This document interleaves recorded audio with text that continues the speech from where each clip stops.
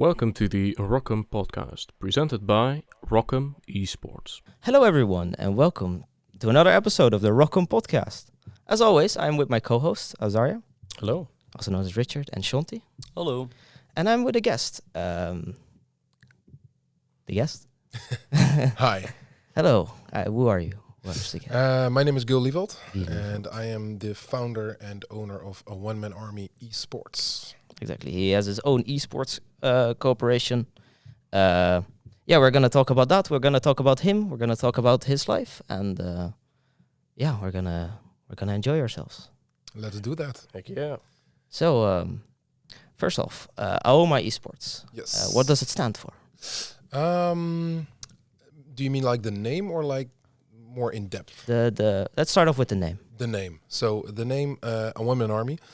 The origins is quite some years ago, back in the days when I was playing World of Warcraft, because that was my main game. I had a guild there, and the guild was called a one-man army. And we did crazy things. We did things like sign up with 3 people for a 10v10 match, and then like toggle off the run animation, do some capture the flag games, and we did it 3 versus 10. So the whole idea was like, we are a one-man army because one of us counts as multiple of them, and such crazy gimmicks is what we did.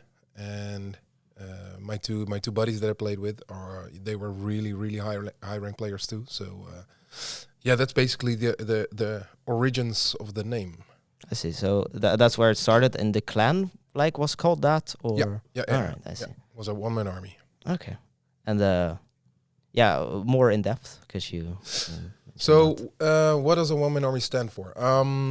It's an esports team that came into existence because I had a feeling that I had to create something that was not there yet, in my opinion. So back in the days when I played on professional level esports, I was looking for a team, and I just could not find a team that I could relate to, that I could identify myself. So, and of course we're in Holland, so esports in Holland is still pretty young, even nowadays. So the choices are limited. Let me put it like that. So I was searching around and I was checking some teams out. I had some conversations here and there, but in the end there was not really a place where I felt at home. So I thought like, okay, I want to create something new. That together with multiple other things that are important for me within esports, I created the company. And to be really precise, what do we stand for? I think the best way to put it is in 3 pillars. So the first pillar is like esports, competitive gaming, compete, winning, etc. Second one is education. I think it's really important that we have education, that we educate the next generation, like you guys, with what is esports, what can you do with esports, because there's still a lot of kids that I meet that think that esports is going behind a PC, playing Fortnite for 14 hours a day and then becoming a pro. And, the industry is so much more than that. So that's pillar number 2. Pillar number 3 is community. And I think, of course, it's already a year ago, but we had a rough time with the COVID measurements. Yep. And I think a lot of people got lonely and forgot how to interact, forgot that we are actually social beings. And I think the idea of, or maybe even the memory of me being 6, 7, 8 years old on the couch with a buddy of mine playing Street Fighter 2 or Super Mario Brothers, or, with a Coca-Cola, that is just priceless, and that feeling needs to come back, because online is good, but real life is better. Yeah, like the LAN parties and stuff. Exactly that. Everyone together.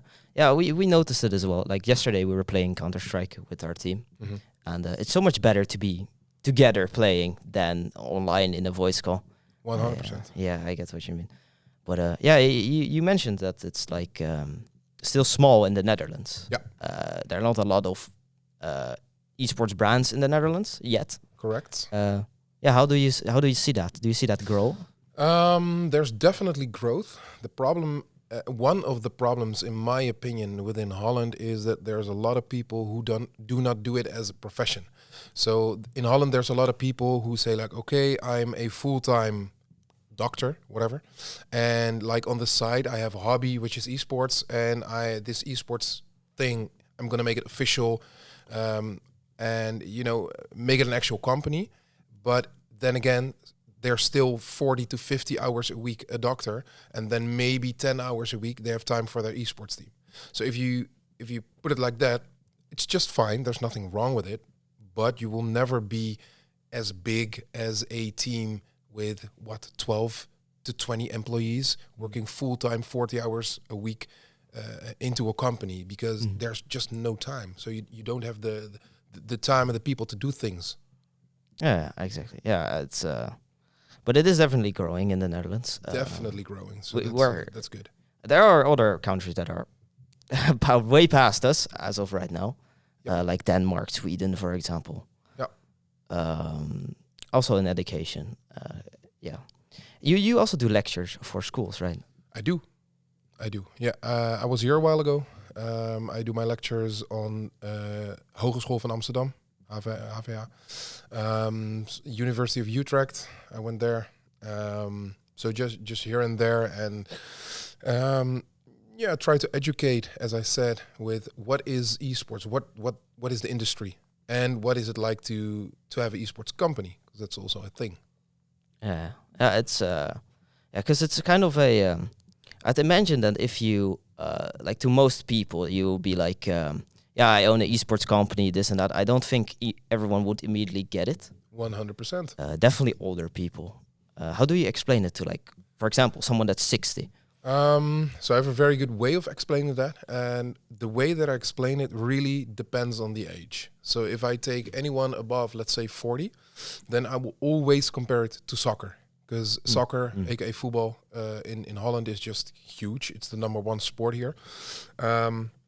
So if I say like, okay, so what is a one-man army? Then I just tell them like, okay, PSV, Ajax, Feyenoord, one of those teams. What they do for soccer, that's what I do for gaming.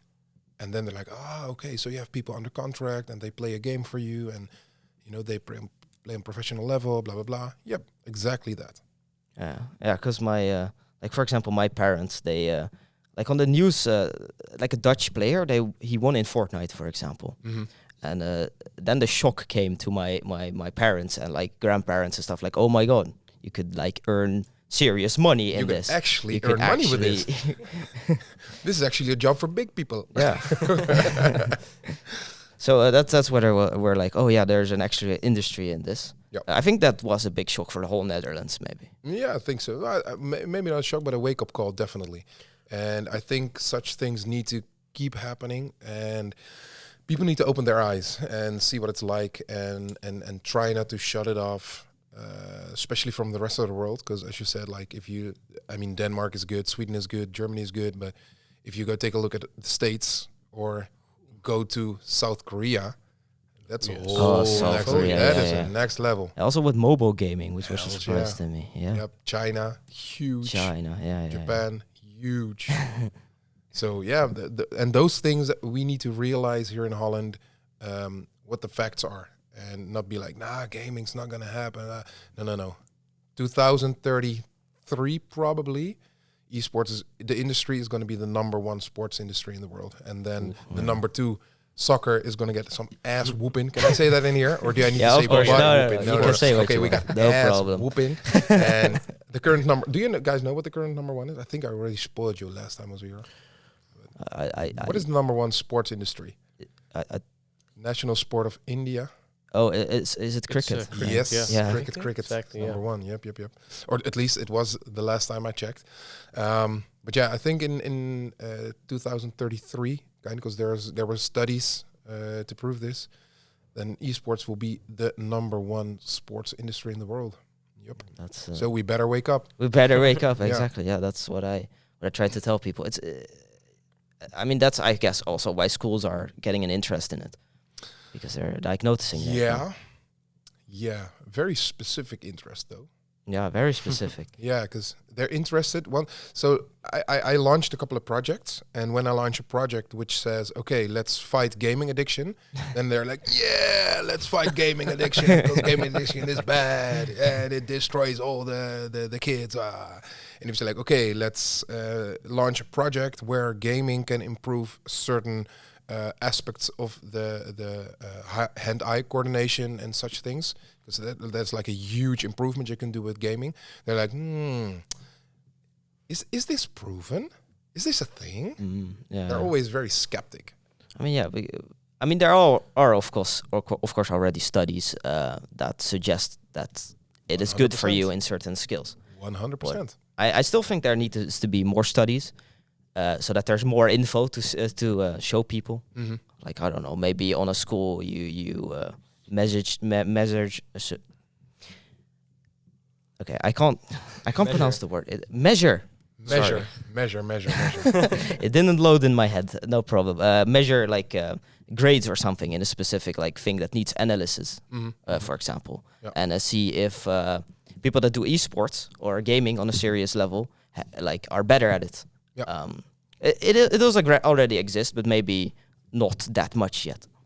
Yeah, I think studies are always good. If you have proof of things, it's always good. But what I think is that there needs to be a certain event, and that event could be a certain someone with influence, and I'm not talking about an influencer, but someone with influence who will change the way that people think. So if I put like a crazy something out there, let Mark Rutte tell Nederland that this thing is useful.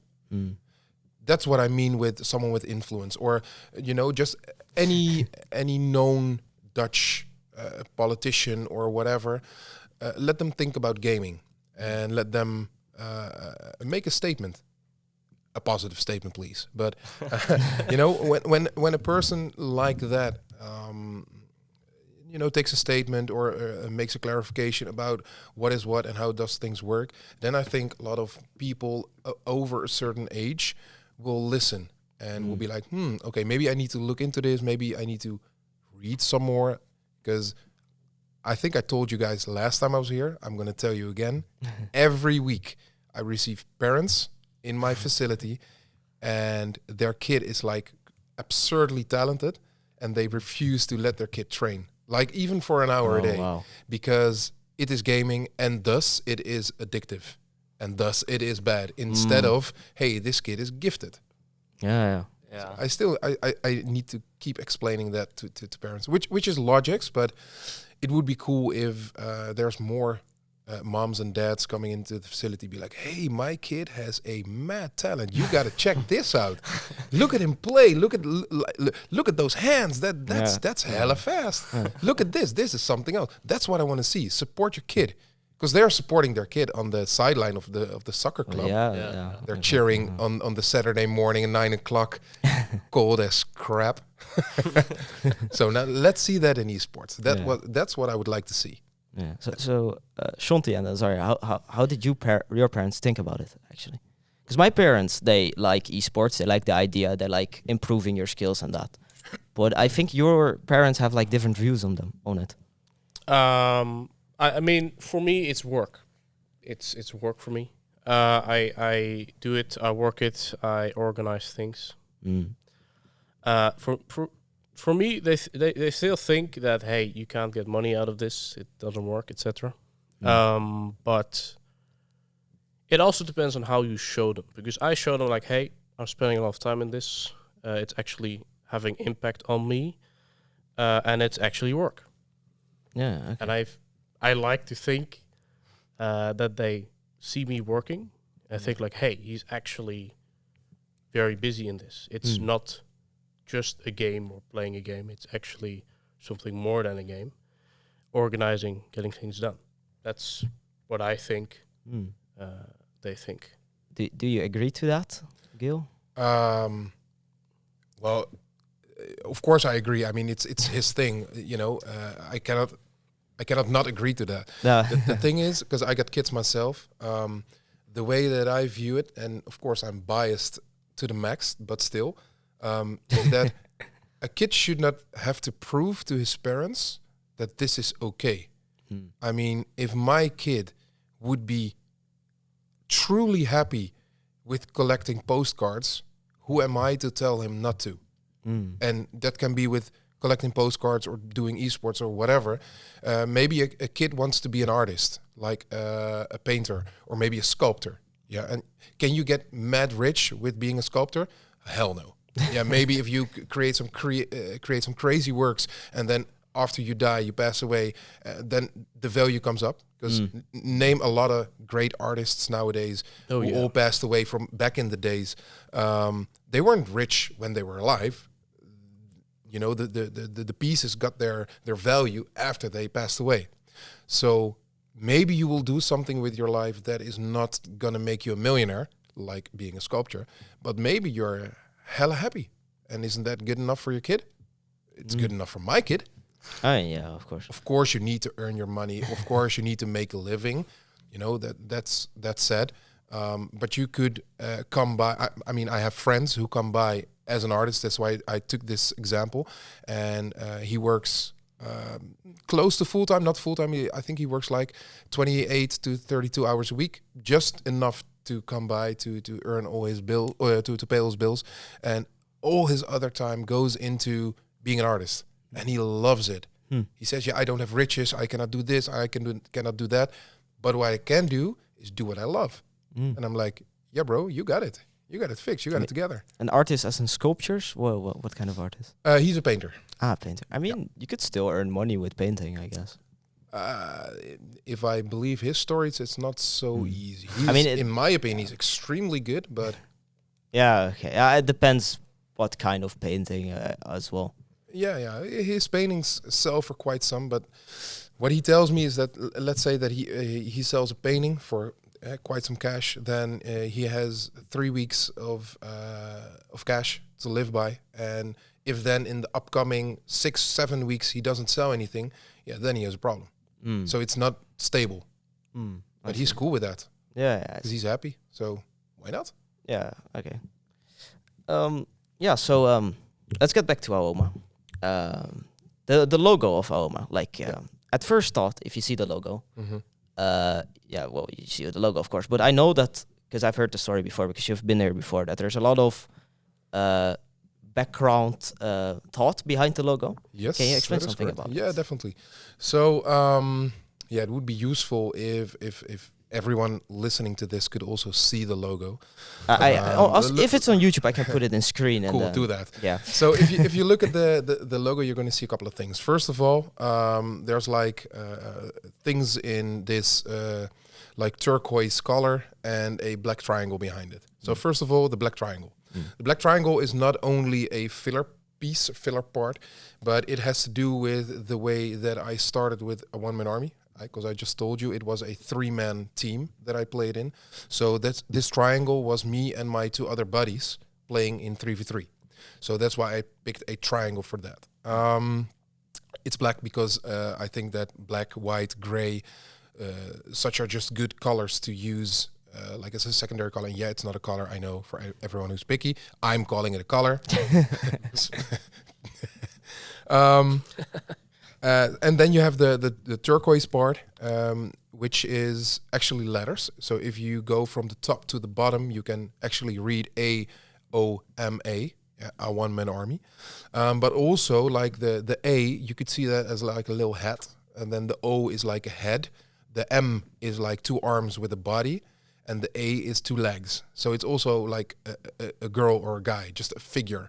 Figure standing there alone because he or she is a one-man army. So that's basically how it was built up.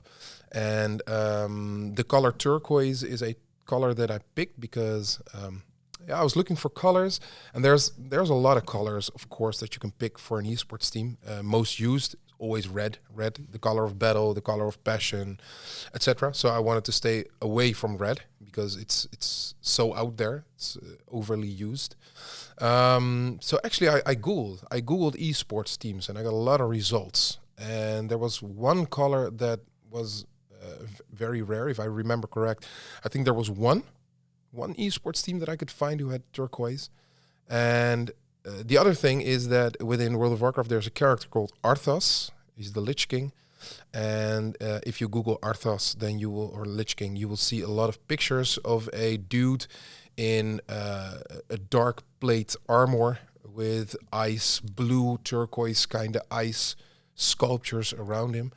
And this color scheme just spoke to me. I was like, hey, I like this kind of dark, grim feeling with a strong individual armored, going into battle, wielding his sword. And just the frost and the ice gave a form of calmness, a form of chill, but also a form of stability and power. And not power like in I can smash your face power with a sword, but power as in being a strong company, a strong, stable company, that kind of power. So that just spoke to me. I was like, this is going to be it. So I took the whole color scheme of this picture. So that's why in the jersey there's a lot of gray and there's black and everything in between, to make it look like, yeah, you're wearing some kind of abstract sci-fi battle armor kind of something. That's basically how it came to how it got created. Yeah, we're like right now in our like we have modules for the esports program. We're right now in branding. Yeah. We're like learning about logos and how well, that's what we just started to do. Yeah. So that's interesting as well. I was very curious about how like the thought behind logos and why some choices are made. Yeah, so thank you for that. Yeah, so I am curious, what are like your current goals? My current goals. Are we talking short term, long term, or both? Let's start with short term. Short term. Being completely dominant in the Benelux. That is short term. Okay. Yeah, that's short term.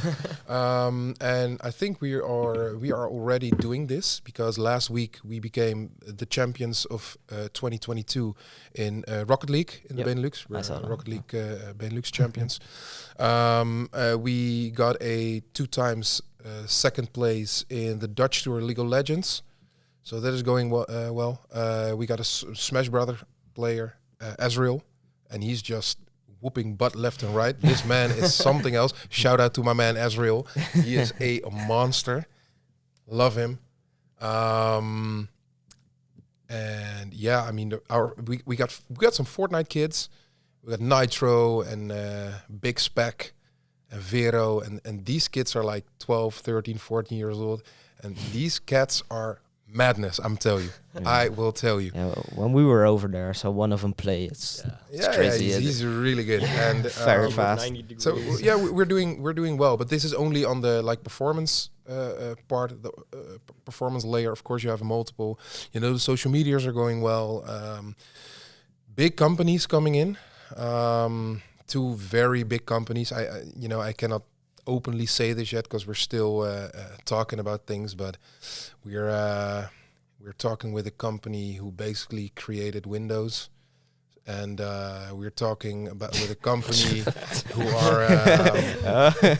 are involved with a certain bull. And, you know? Yeah, of course. No, I know what you mean. Big names, and I think that these big names hooking onto a woman army, of course, next to like Logitech, Samsung, the big brands that we already have. It all has to do with the concept. That's first of all, and second of all, the fire, the passion. The passion, yeah. 100%. The willpower. Okay, so then we change to long term. Long term, conquer the world, world domination. Complete world. So we have a joke within our facility. We joke like every day. We say like, okay. When we start the day, the actual work day, everyone comes in, all the coworkers sit at their desk, and then it's like, okay, guys, so today, how are we going to take over the world? And then we all have a good laugh, and then we start working. There's like a little cartoon. Maybe you can check it out later. It's called Pinky and the Brain, and it's a cartoon from my youth. So I don't think you guys know it. I know it. You do? Yes. It's like two little mice, and they're trying to take over the world. Yeah. So we always say like, yeah, a woman army, Pinky and the Brain. We got it. We're going to do some world domination. Okay, so all jokes aside, what do I mean with the world domination? I want to compete with a list of current esports teams that I think are are leading. Things like Fnatic, Team Liquid, Cloud9, G2, 100 Thieves, these names. Mm-hmm. I will go there and I will compete with them, and I will whoop their ass. That's what's going to happen. Yeah. And the thing is, you can find it arrogant. You can think I'm a fool. There's a lot of people who called me a fool, by the way. And this is all cool because my answer to them is, if you go back in time and you go to 1200 after Christ, so like when we had the knights and all these things, and you would tell a man or a woman, I'm going to take a boat and I'm going to cross the ocean and there's land there, they would have called you a fool. Yeah. I'm the fool paddling in the boat. Yeah. So call me a fool, that's totally fine. But when I reach this land that I say that I am going to reach, doesn't matter how long it's going to take me, then let's see who is the fool. Yeah, no, I think it's good. I think it's very needed, especially for things like sports, that you need the drive to just be the best. Because if you don't have that, then how are you going to be the best, right? And don't get me wrong, I'm not the best. And myself, I will never be the best, probably. But my drive is impeccable. There's no one in Holland with more drive than me. I can tell you that 100%. Yeah, it's interesting. So that kind of brings me. How do you maintain that drive? Like, how do you not like I don't want to do anything today, or To be really, really honest, I don't have to do anything. It's my character. It's who and what I am, and what I've been through. I've been through certain things in my life, and this shaped me to the person that I'm right now. And every day I wake up, and I am like excited to do things, to take another step. And every day when I go to bed, then I look back on the day like, hey, how many steps did I take? And if I took at least one step, then I'm satisfied. So I don't need to like motivate myself. It's just like, hey, this is what I'm doing. And it feels like I'm building an empire. And like every day I build one brick and one brick again and one brick again. And now I got a team of amazing people. Shout out to all my people in the AOMA Army Esports facility. And all of them contribute. They all bring a stone. And instead of me building one stone, now we have like 10 people building 10 stones a day. I see. And so the empire is built. Yeah, because I think Azaria and Shanti can relate to this. Some days you feel lazy, you do nothing. Other days you don't. You know. You know what? You guys know what I mean? Yeah, I know what You know, you got to understand is that the reason that we do esports is just to lay the road to a bigger thing. That's what we're doing. I mean, yeah, of course, but we're building a road so that the people after us can walk that road and think like, damn, This is cool. this is cool. This is what I want to do. That's the thing. You need the drive to build that road. definitely. Like that's what I like about you. You have that drive that's just constantly going on. Mm-hmm. I don't know. I kind of look up to that because I don't have that really myself. I have the drive to keep going, of course, but sometimes laziness kicks in and you're like, I've got to stay in bed for another hour. Like that, those types of things, It's the thing.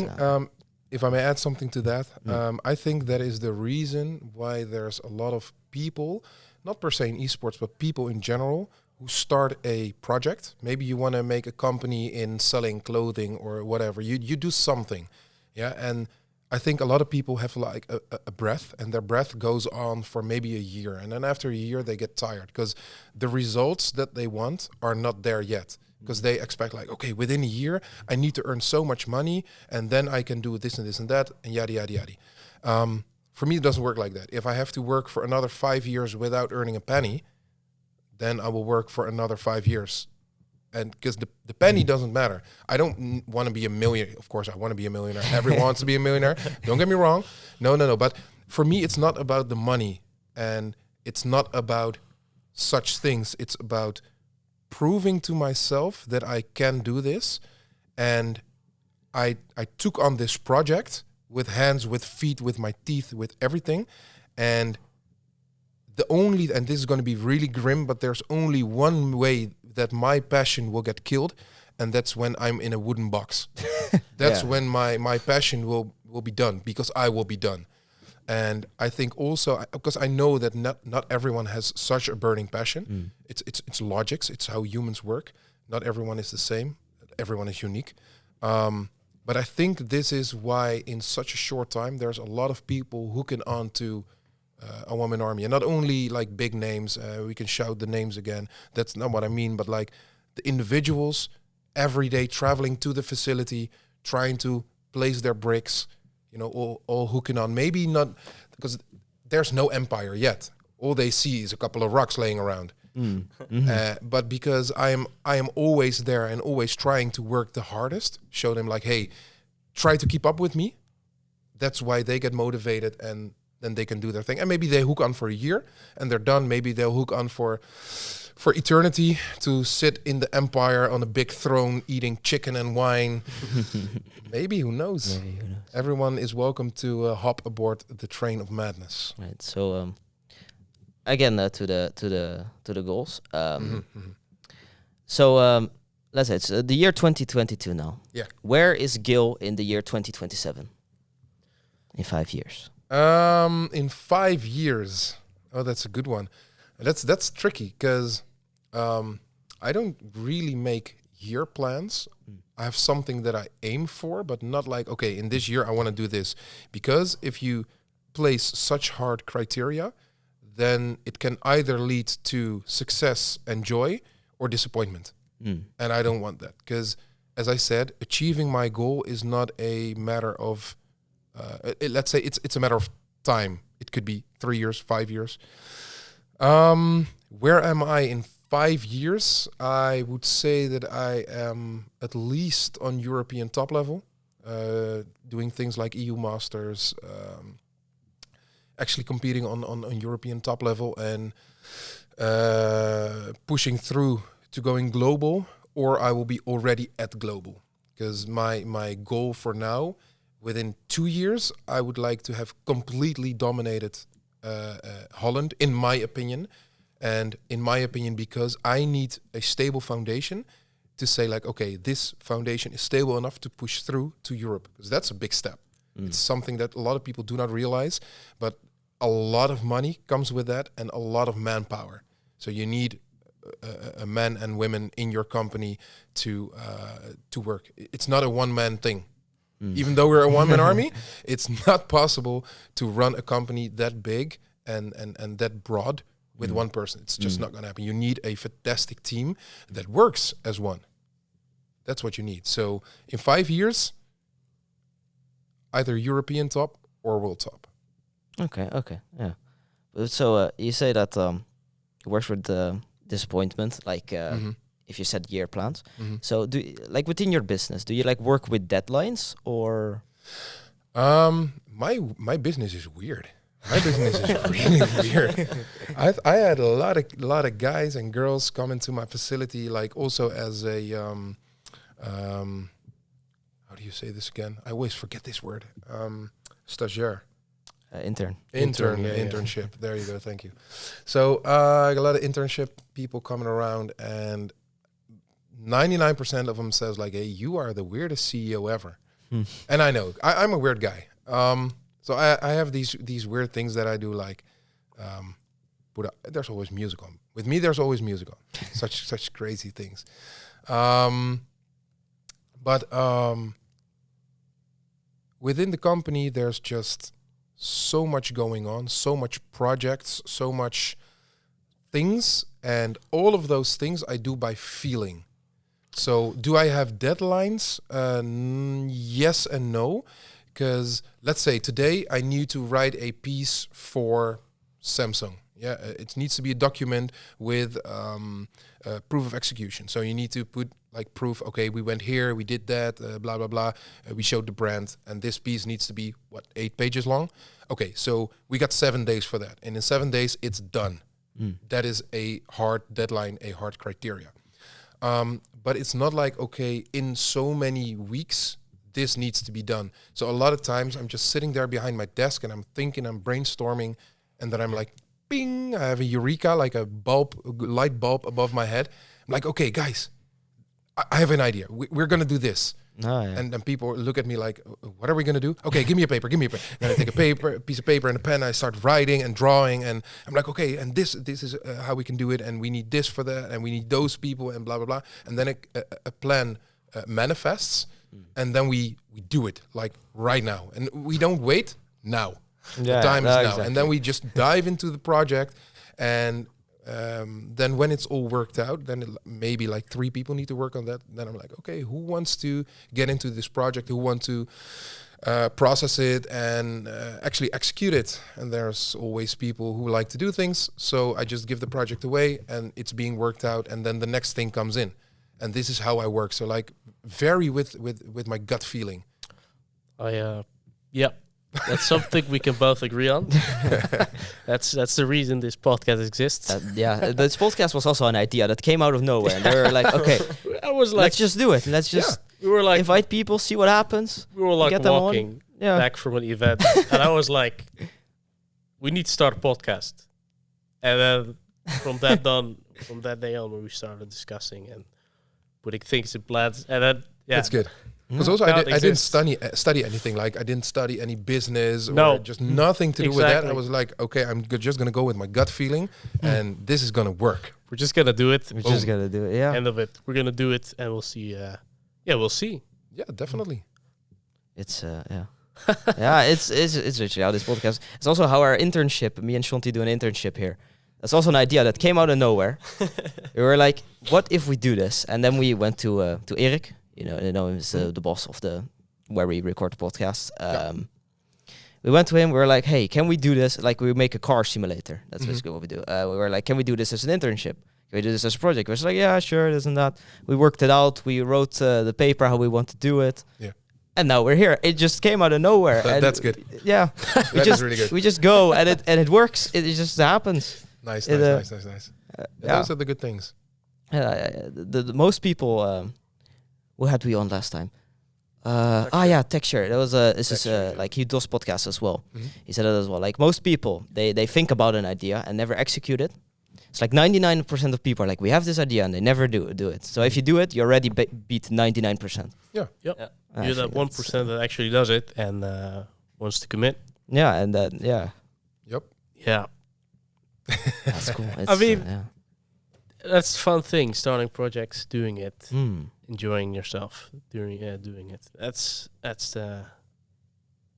my main drive. Let's just say that. And I think a lot of people can agree. Yeah. That's good.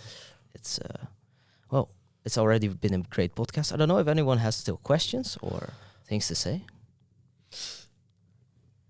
Yeah, ask away. I'm still here. I still got some time. So if you got some more questions, then I would say shoot. Yeah, of course. Okay. Anything else you want to know? What's the craziest idea you got and then didn't?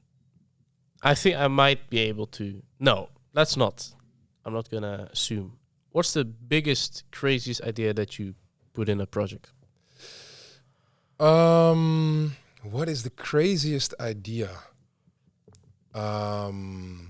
This is a good question. What is the craziest idea?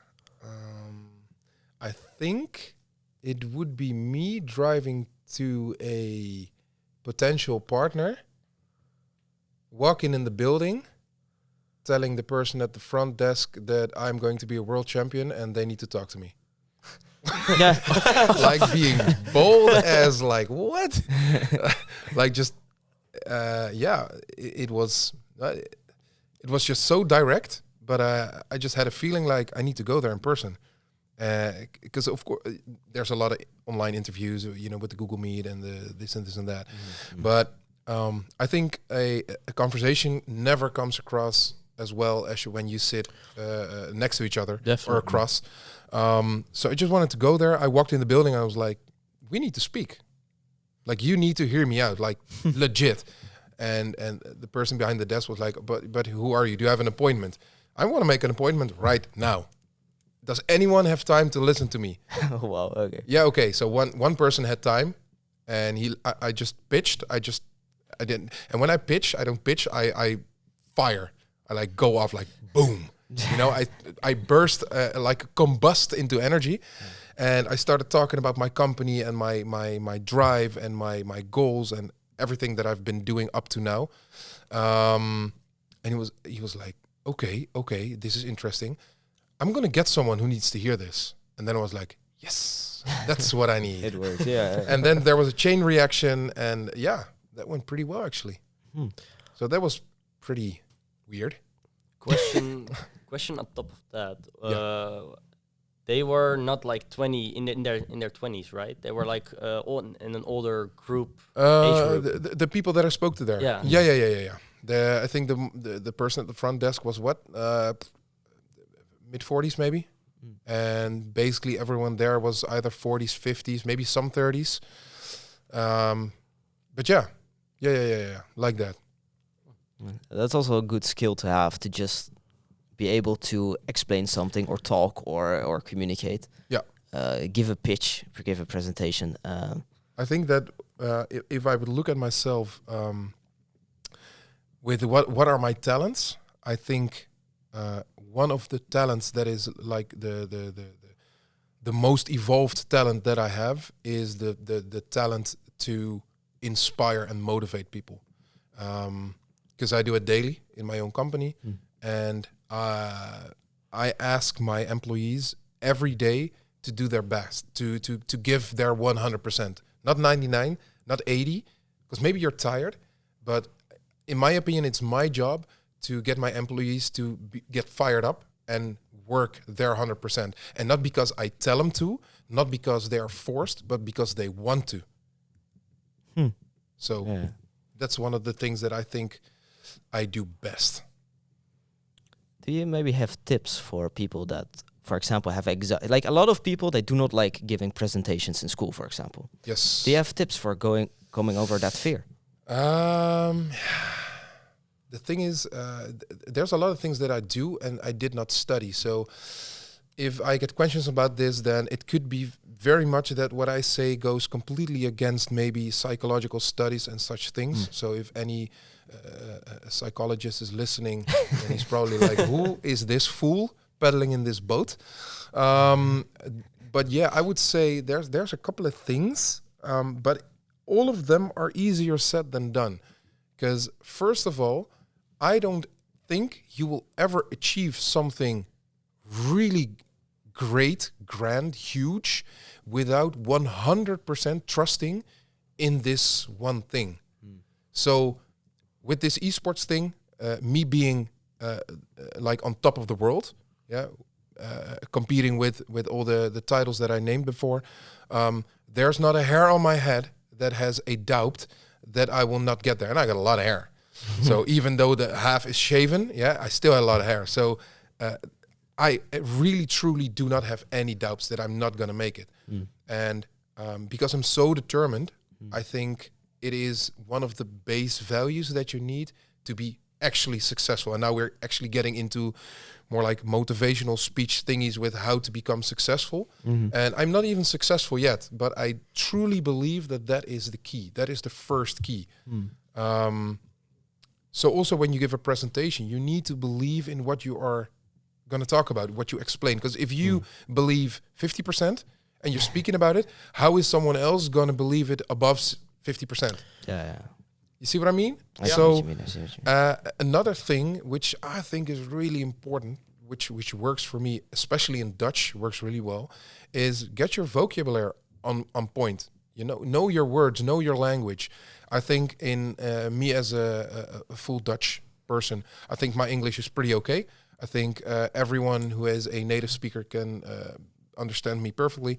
But my vocabulary is not where I would love it to be, because I was just having a problem with the word internship because I just forgot. And I think being able to speak and use the words that you need to emphasize what you are trying to say is crucial. And of course, if there's one subject and there's 10 words which can describe the subject, then you need to pick the correct one, which has the most power for that moment. And for that, you need vocabulary. So Yeah. you know, this is something that is very underestimated, I think. But this is something that definitely would help you give a presentation. And for the rest, things like stage fear, I think that's just practice. You know, just of course you need to get out of your comfort zone. So if you have a hard time with giving a presentation, start off with 5, 6, 7 friends and start pitching something, even about something nonsense. Just start pitching. Maybe take like your parents or maybe grandparents or aunties, uncles, whatever. But start pitching things every so many times, and then you practice with that. Yeah, I see. Like me myself, if I have to give a presentation, in my own experience, then I am kind of anxious before starting. But then when I started, it's fine. Like when the presentation is going, it's going. I'm no longer anxious. It's mostly before it starts. I have the same with podcasts. Always before the podcast, I'm kind of anxious. Like, it's gonna go right. Is the guest gonna be enjoying his time? Like he's not, are the questions gonna be? Is the conversation going fine? Or is everything working? But then when it's going, it's just going, and everything is like, you're good. That's just in my own experience. Some people have the anxiety the whole way through. I guess that also happens, but I think also what another thing for me that helped is that back in the days, like 15 years ago, I also did presentations, not about esports, but about other things. And I think back then I can remember that I also had like this nervous feeling before doing maybe a podcast like this, because it's going to be recorded, there's people going to listen to it, and I had lists with questions and answers and things. And before we started today, you asked me if I would like to see the questions. Yeah. And I said, no, I don't need it. And why? And this is also why I do not have this anxiety or whatever anymore, is because I do not need to remember what I'm going to say. Because you ask me a question and I'm just expressing my feelings. Exactly. So it's like, let's say that there's someone that you love, either a boy, a girl, or whatever it is that you love, and someone asks you, do you love that person? You don't need it to be written down to be a yes or a no. You feel it. Someone asks you, do you love that person? Yes, of course I do. You're speaking from the heart. And that's what I'm doing about my company. I love my company. I love my goals. I love everything that I do. And it's just speaking from the heart. So it makes it really easy for me. I see. Shanti, you were smiling when I said anxiety all the way through. Yes, I do not like giving presentations or anything like that. Even if I know everything I need to know for like presentation for Dutch or English or whatever, I just don't get my rest until it's done. It's pretty weird. Even though I know, okay, everything is gonna be all right. For example, last year I had to do a presentation and I knew everything. I didn't study, but I knew everything already. It was a pretty easy subject for me. Still, my sometimes I have this and sometimes I have not. If I'm standing while doing a presentation, my knees begin to shake. It's really that bad. But I am not stuttering or anything. It's just it's all right. But the anxiety is just there until the end. I don't know what to do against it. Can I ask you a question? Oh. Because this is something that is also within my facility is a thing. So let's say that you have this anxiety, you have forms of being nervous and stuff. Let's say you would work at a one-man army, yeah? And, well, then I'm going to be your boss, yeah? I'm going to be your employer. And I would say, okay, I would like to ask you to give a presentation about Project X. And it's a project that we came up together. We wrote it down. We created everything. So everything is set.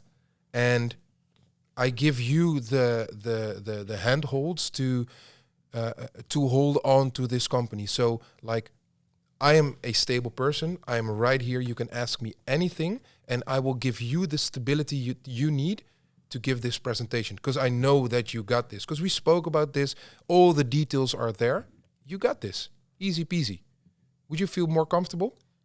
I would feel more comfortable, but I don't think that I will lose all my anxiety for the presentation. Of course not. It's not like a day or night thing, but I think there is an in-between. And I think that if people with being nervous or whatever you want to call it, if they have a stable factor, I think that helps. And that could be from a company, that could be from a person, but someone they can hold on to feel grounded. I think that is the best way to put it. Maybe not assurance, because it doesn't assure anything, but maybe it could give you a feeling like, hey, both feet are on the ground. I know my things. Everything is known. Yeah, you're in a comfort zone, because then a comfort zone is created for you, where you can stand on, where you can rely on, and then you can do what you need to do. Yeah, it's kind of like a, hey buddy, you'll be all right. Yeah, no worries. I'm gonna give you every tool you need to do this. I got you. I've been on this road. Look, here you got this. Here you got this. Here you got this. Now you got all the tools you need. Go for it. And I know you got this. Yeah, that's what you try to do with your. Yes. 100%. Yeah. Always create this form of peace at mind. Peace at mind. Yeah. Peace. If you got peace at mind, then you can just do your thing and speak from the heart. Yeah. Are there any like short-term future projects that are already planned for AOMA? That you are allowed to speak about or can speak about, of course. Anything? So one thing that is important is that we are always pimping our facility. So it's like a pimp my crib. This is an ongoing thing. I think every month or every 2 months I have a new idea. I like, okay, this needs to be changed and this needs to be better. And right now we're improving like a pretty big part of the facility. Facility has grown, by the way. Did you ever come by to the facility? Yes. I feel like we have to do another visit, because a lot changed. I'm going to tell you that a lot changed. It's just simple things. Where I sit and where I work, it needs to be in my workflow. And if someone sits across me, then that part needs to be his or her workflow. So in my workflow, I need a form of anime around me, like a Goku or a Naruto or something, because it's also something that I can rely on. And this may be something that I've never spoke about before. But for some stupid reason, I sometimes ask myself, is there a really hard project? Did Naruto ever doubt himself when he got a hard task to do? Did he ever doubt himself when he was creating the Rasengan or whatever? Does Goku have time to sit on his ass and be lazy? No. He was training in his hyperbolic time chamber, doing push-ups and this and this and that. So I just like having these anime characters around me that provide me with a certain form of strength, whatever. Give it a name. More projects that we are doing right now. We are working on a stand, on an event stand, so like an esports booth. Because in 2023, we want to go to a lot of events with a Women Army stand. We've been to a lot of events this year, but it was only as a visitor or a participant in tournaments. So next year, we actually want to go there with an esports booth, and we want to bring something new. If all goes according to my plan, and that is because I am not the only one that's going to execute my plan. Yeah. So if all goes well, then I think there's going to be an esports booth that is going to be like no other, like nothing else. There's going to be certain small things that are going to be hella unique. And I really wonder how people are going to react to it. I think some people are going to freaking hate it. And I think there's some people who are going to absolutely love it. Yeah, you got me interested, not gonna lie. Yeah. But you're not gonna spoil anything. No. You shouldn't. But it's going to have some interesting stuff. Yeah. Can I get one thing for sure? Like an event, a name of an event you're gonna be at. We need to be there. You need to be there. Yeah. The thing is, if I would give you a name right now, then I would just be throwing around sand and things. Because nothing is booked. It's not like I went to a organizer and said, "Hey, I want to be a participant with a booth at your convention." Yeah. So I can say things, but it will not have value. Okay. Where I want to be, Gamescom, Germany, Keulen. 300,000 people. That's where I want to be. I don't think you. that's the first spot that I'm going to go to with a stand. Of course, I'm going to check within Holland names you could take into consideration: Dutch Comic Con, Game Force, Tomo Fair. Maybe not Tomo Fair. DreamHack. DreamHack, thank you. Tomo Fair because it is very anime oriented, and I love Tomo Fair as a how do you say that? As a visitor, you know. But for business, for my business, I don't think it's that extremely interesting. Although I love the con, although I love the whole concept and everything about it. Okay. All right. So, but I think the DreamHack, Dutch Comic Con, and Game Force, such TwitchCon, TwitchCon. you know, like the actual gaming esports conventions. That's where I will probably be first with the booth. I saw you guys went to Game Force just as visitors, or visitors later. and participants. We did multiple tournaments there. Okay, I see. These Fortnite kids gave some butt whooping. Are you guys going to DreamHack, by the way? 2 of us. Ezreal's going there. Ooh. Okay. Yep. He's going to participate in the 1v1 ult. And one just a staff member to record things, get some footage going on, and of course to support Ezreal. Yep. Yeah. I unfortunately could not be there because I am going out of the country for work. Cool. Yeah, I need to go to another country for some work, for some things, things and projects. But if I wasn't going away, then I would definitely be there. Yep. All right, I see. Yeah, we're going to DreamHack with our class. Awesome. It's with our team. With our I'm team. gonna get the you know, there's like the thing like class this, class that, or classroom. I keep getting pissed off by it. It's facility. Esports facility. Yeah, exactly. Esports team. We're a team. We're not a class. We're a team. I feel that. Yeah, I feel that. And I think it's important to get those words straight because it gives a different feeling. Definitely, and especially to outsiders. Yeah, exactly. So some terminology is important. But I do have to say, if you say class in front of a teacher, it would be more motivating for the teacher to agree to something than if you would say facility. Depends. I mean, I'm not sure. You know, I mean, yes and no. I would, if I'm an organizer, right? I would say my things as I know it on their level, right? But I would keep in mind, like, hey, it's something important. For me, it's a business. For me, it's very, very serious. Coming across of like, hey, this is a facility, as in Dutch is a faciliteit, to learn, to do this, to that. I think that gives more of a serious vibe than, hello teacher, this is where we do this and that. No, it's just you have to give an impact, like, hey, this is what we do here. Not only this or that, but this. Give them a feeling that we're actually serious. If we keep calling it a class, people are going to think like, hey, it's just you're sitting there listening to your teacher. No, it's not. It's you're embracing esports. You're embracing the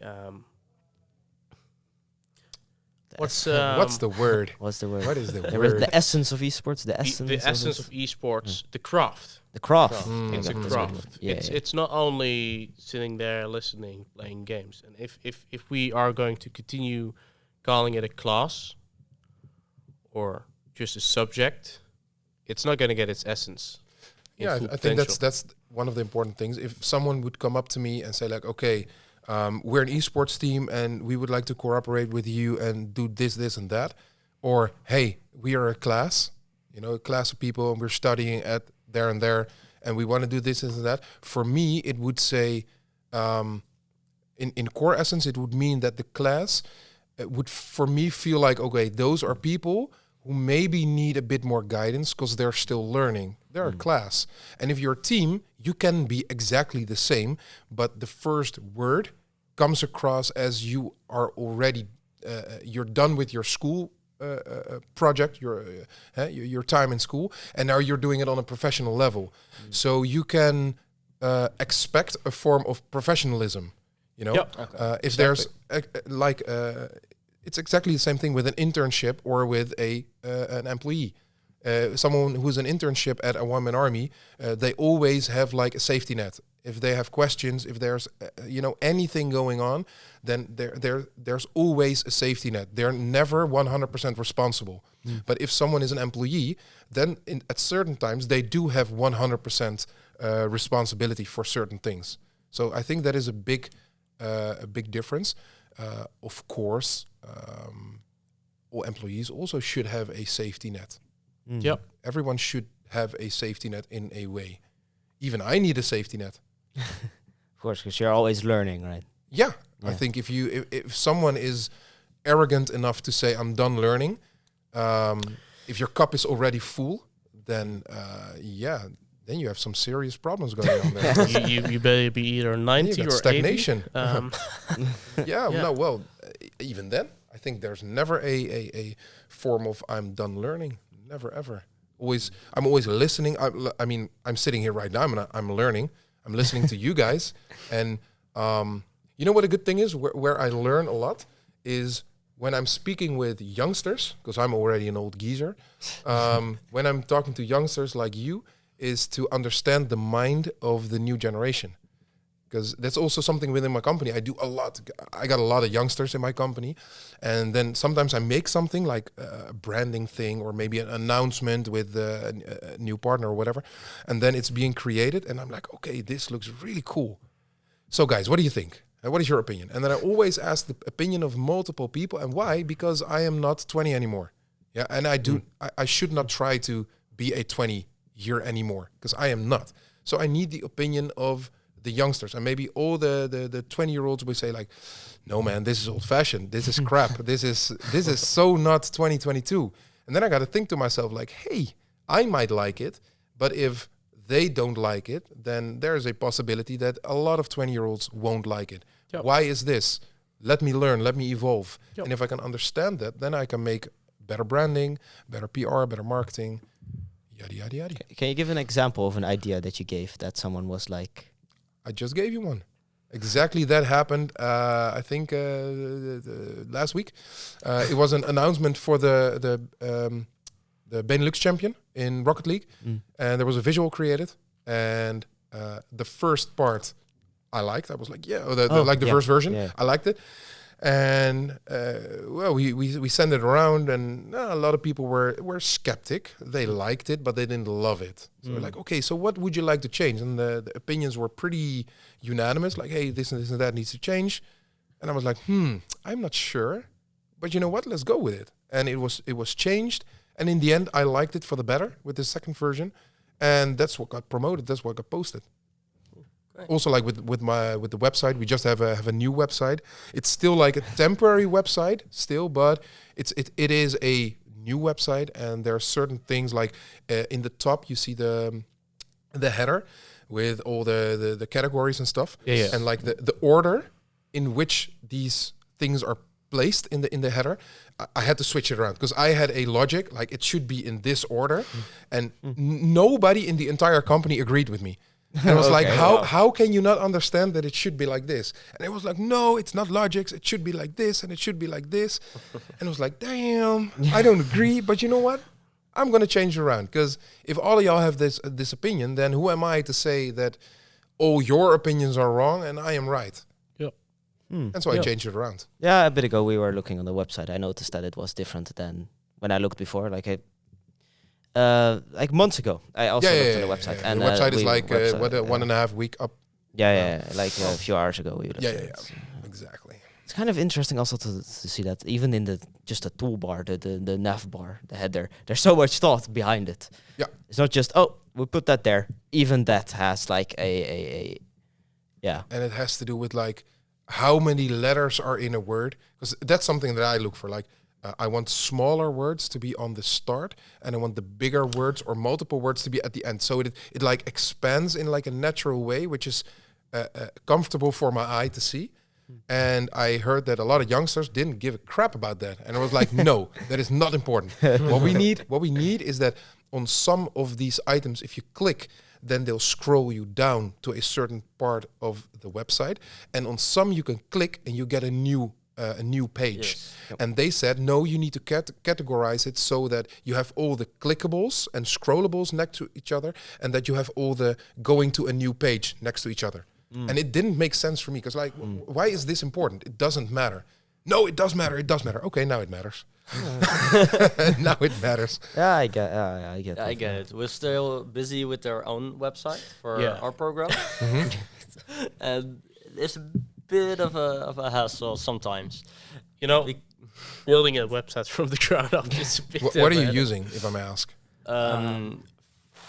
In general, Like a building platform? No, No, we're Scratch. building it ourselves. Yeah, so like with JavaScript, WordPress or React. something? No. No, Not even- HTML, We're- CSS. Oh, We're okay, you're developers. actually scripting. Yeah, we're actually Yeah, okay. making the site Docker, Yeah. Node.js. from nothing to with pillars from like JavaScript and React and all kinds of JavaScript Yeah. frameworks. That's headache. It's a headache. Yeah, it is. For Straight him up headache. especially because It's like it's like I'm just there. I just made the decision. We need a website. Let's build a website, and I give the idea. And it's like me knowing that I can't execute this. Like I can't, even if I want to. Yeah. This is like why I gave it to you guys. But like I was in a meeting for an hour. Yeah. And our good friend Jonah, he explained stuff to me, and I was like, Oh. is one of Mind my is classmates. blowing. what do you want me to do in this project? I was like, damn, that gave me a big headache. Yeah. That's exactly the reason why I don't have a scripted website at the moment. And yeah, at the moment we just do not have the luxury in a one-man army to hire someone full-time managing my website. So we do use a platform for that. That's why I also said it's still temporary. It's not permanent. When we are bigger, then of course I will have someone who is full-time on website duty. But up until then, I need to be able to manage my website myself, like fast, like right now. If today someone wins a certain thing, then end of the end of the evening, it should be on our website. Yep. And also, I'm a guy, because of who I am, that I always work basically. So if I want to put this online at 2:00 at night, I will put it online at 2:00 at night. But it's pretty difficult to work to call your employee like, hey, listen up, punk, get your ass out of bed and upload this thing for me, because then I'm gonna get sued and I'm gonna be in court. So that's not gonna happen. So that's why I chose like, okay, maybe I'll take a platform to build my website so I can manage it myself. And then when I have enough breathing space to get someone in to do that for me, that would be awesome. What platform do you use? WordPress? Let's not talk about that. Let's not talk. Let's not talk It's about fine. that. We don't need that info. We all don't right? need that info. We All definitely nah. No. Is it relevant? Nah, it is. Nah. It shouldn't matter. I find it It's curious. the website is functional. It's okay. It's. Bam. I mean, that's what it should be, though. It should be Exactly. functional. We kind of have the luxury that we are not forced to have it so soon, so we can take a lot of time of it, of course. But yeah, I think for your business, it's crucial. Yeah, really it's crucial. 100% crucial. Also, for example, for like the partners, if you go to our website and you scroll down a bit, then you see our partners. If you click on their logos, you go to their websites, and that's a part of the deal that we have. Yep. So you need a website. No. Yep. Only social medias, it's not gonna happen. Not if you want No. to take it to a serious level. It's not gonna happen. No, definitely not. Yeah. So, I totally get it. I totally get that. are there any other questions you would like to ask me? Da-da-da. Oh, speaking about social media, Yes. do you have like managers that manage the social media Yes. I per have. platform or? Yeah, I didn't have that before, and I noticed that my social media was lacking. I mean, we're doing fine. If you compare us to like other Dutch esports teams, then I think our social media is doing really well in the 2.5 years that we exist. But in the end, I was doing a lot of things, and it concluded that I was working just too many hours a week. So the first thing that I said is like, hey, I want to hire someone who does social media, and it's just going to be a small part-time thing. So she works, her name is Marissa, by the way. Shout out to Marissa, doing a very, very good job here. And she manages the social media just a couple of hours a week. And that is enough to get it up and going and keep it alive, and also create some really good content, because this girl has a very good sense of what is content. So also when we went to Gameforce, she was there with her cam, and so we were doing all the things and competing and blah blah. And she was just walking there with her cam behind us, recording everything, and that is just priceless. So she is an angel within the company, definitely. All right. Yep. Yeah. Future project going on. What? Yep. I have a few projects. Yeah, you always have projects. It happens on the flow. It happens per second, I think. You have like 10 projects. The thing is that this is such a moving project. Every time you think, it's like you need to keep up. Mm-hmm. It's like if you don't keep up, you get left out and you fall behind. And that's the thing you can't do with esports. Nope. Overall, you just have to keep on going. It's going fast, evolving fast. Very fast. Mm-hmm. Yep. Yeah. So you need to keep up. Yeah. Move them feet. I have one last question. Just got it. Just one more. In AOMA, do you have speedrunners? That's a very nice question, because this is actually a subject that we spoke about, I think, 2 weeks ago. We have content creators. Yeah. Also on the website, you can see the content creators that we have. It's streamers in all sorts of things. And there is this one cat that I came across, I think, a month ago. And I completely forgot his name, but I think he's from the States. And he's a speedrunner in crazy versions of Mario Bros. Like Mario Bros. 1 or 2. It's like really, really old school games. But it's not the official Mario Bros., but it's like, alternative versions of that game. Yeah. Okay. And what this dude is doing to that game is monstrous. Yeah. And I freaking love it. So form of speedrunners is, in my opinion, a form of art. These people, like, it's almost, do you guys know The Matrix? Yep. Yeah. It's like how Neo sees the Matrix when he awakens, and he sees all the numbers, and he completely understands the world that he's in. Yep. That is I think the level that certain speedrunners are achieving. They understand the core essence of the game, and I think that is beautiful to see how these people dance through the levels. It's their playground. It's not even it's not a competition. They just play. They are just on their playground. Really, really and so to give a concrete answer to your question, no, we do not have speedrunners yet. Yes, we are definitely looking for speedrunners or people who have a beautiful craft within any form of gaming. So it doesn't have to be competitive, but I would love to have 1 or 2 or 3 or whatever, how much, doesn't matter. But I would love to have a couple of speedrunners within the company showing their craft. That would be damn epic. Yeah, because indeed, what you say, I'm also sad that we don't have any speedrunners in our esports facility. Not yet. Indeed, what you say, they know so much about the game and so much specific things. Like, if this is this, then you have to stand exactly here, and then it will be like a millisecond faster. And they're like, how did you even find this out? Yeah, it's madness. It's really cool to see. So, we're definitely looking out for some speedrunners, definitely, or anything that comes with speedrunning. There's different forms of cool things that you can do with games. So, Okay. That cool. I think everyone asked all their questions. Cool. This has been again a very nice podcast. Very nice. I hope everyone had fun. Definitely. Cool. Absolutely, it was a very good conversation, and thanks for having me. Of course, you can find the AOMA socials in the description. You can find Gil in the description, Instagram. Go there, check it out. Yes. And I'll see everyone later again. Bye-bye. Bye-bye. Bye. Thank you for listening to the ROCM podcast. You can follow us on our socials, Instagram, TikTok, YouTube, LinkedIn, and Twitter with the handle @ROCM_esports.